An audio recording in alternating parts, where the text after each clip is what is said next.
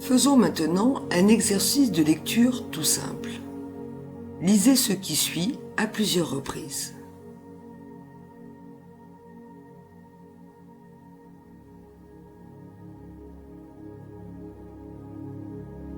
La majorité d'entre vous n'ont pas vu qu'il manque un S à poisson, ni même la présence des deux là. Pourtant, ces fautes sont bien ce que votre cerveau a évité de voir, comme une réalité qui voudrait échapper à votre attention. Votre mental a provoqué une distorsion pour vous convaincre que la phrase est écrite selon ce que vous avez lu. Alors que si l'on s'applique à la lire vraiment, c'est une autre réalité qui nous apparaît. Il en est ainsi dans nos vies. Nous percevons les situations réelles comme nous le pouvons, selon les stimuli qui enregistrent les informations visuelles, auditives, kinesthésiques, olfactives et gustatives. Ces interprétations de la réalité provoquent des émotions, qui elles-mêmes créent des pensées, et en découlent nos comportements. Cette démonstration nous prouve qu'il est nécessaire de faire l'effort de changer d'angle de vue sur soi ou le monde extérieur, pour constater la dureté de nos jugements personnels alimentés par nos fausses perceptions. Le juge intérieur, qui s'est développé au fil de notre construction et qui crée des distorsions à notre insu, peut nourrir un dialogue très nocif, en se focalisant la plupart du temps sur ce qui ne va pas, ce qui ne fonctionne pas. L'image du verre à moitié vide est la métaphore la plus parlante. Plutôt que de fixer son attention sur toutes nos réussites et celles de nos congénères. Il est vrai que notre société nous pousse à raisonner négativement plutôt que positivement dans sa manière même de nous communiquer les informations de ce monde. Les journaux télévisés et autres supports ne nous alimentent-ils pas essentiellement de mauvaises nouvelles? Je vous préconise de ne plus les suivre pendant quelques mois pour vous désintoxiquer de cette pollution qui ne fait qu'aggraver votre état d'esprit souvent pessimiste. Faites-en l'essai, je l'ai testé pour vous, c'est très surprenant.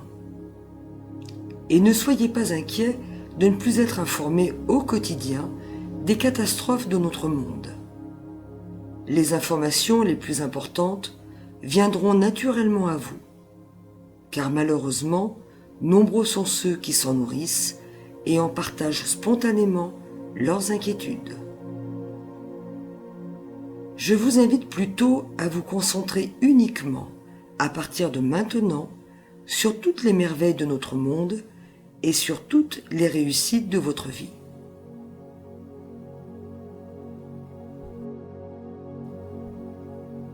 J'entends d'ici votre petite voix intérieure vous suriner que vous n'avez pas réussi grand-chose dans votre vie, ou si peu.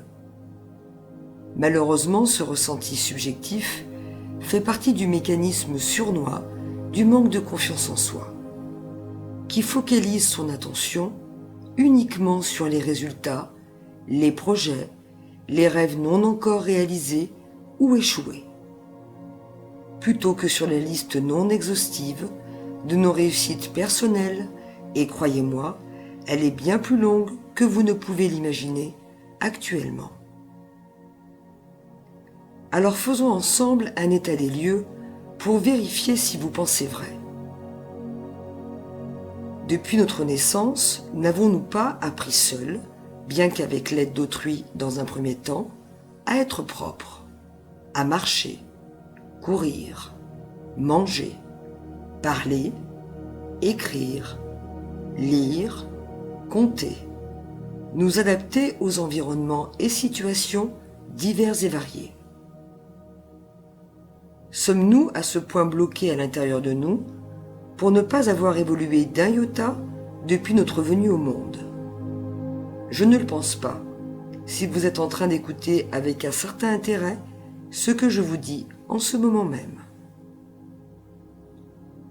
Ces constats de nos apprentissages successifs nous prouvent factuellement que nous sommes tous capables de progresser. Dans le meilleur des cas, si nous avons eu la chance d'être entourés de personnes aimantes, la bienveillance et les félicitations des environnements extérieurs nous ont stimulés et encouragés pour faire toujours plus et toujours mieux. Jusqu'à un certain âge de maturation, la plupart des choses que nous avons accomplies pour nous, nous les avons d'abord réalisées pour recevoir inconsciemment de la gratitude et de la reconnaissance de la part de nos parents, notre famille, nos amis, tous les accompagnants qui ont bordé notre route. L'un des exemples les plus parlants sont les bonnes notes scolaires, pour les plus studieux d'entre nous, bien sûr. Elles ont été acquises bien plus souvent pour faire plaisir à nos parents, à nos enseignants, bien plus que pour se construire un bel avenir scolaire et professionnel dans un premier temps. C'est bien plus tard, dans l'adolescence, que nous produisons de belles choses pour notre propre compte, bien que nous restions dépendants du regard que les autres portent sur nous, car nous ne sommes pas encore suffisamment construits et sûrs de nous pour oser nous en détacher définitivement.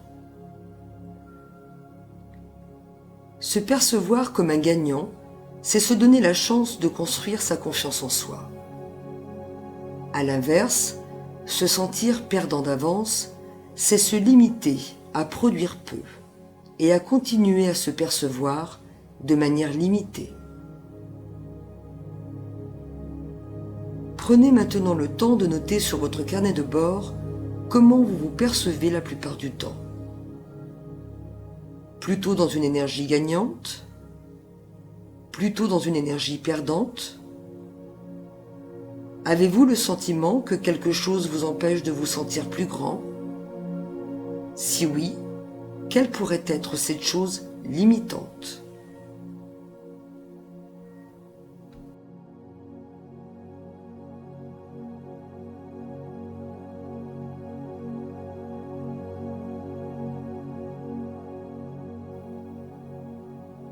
Ce qu'il faut en retenir.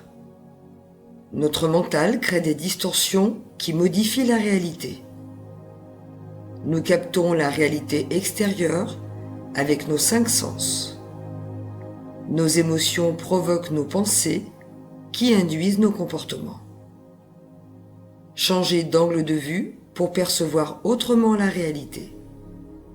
Soyez vigilants, le juge intérieur crée un dialogue intérieur nocif. Halte aux informations polluantes. Focalisez-vous sur les merveilles de ce monde et vos réussites. Nous évoluons sans cesse depuis notre naissance. Nous avons tous besoin de reconnaissance. Notre manière de nous percevoir gagnants ou perdants fait toute la différence.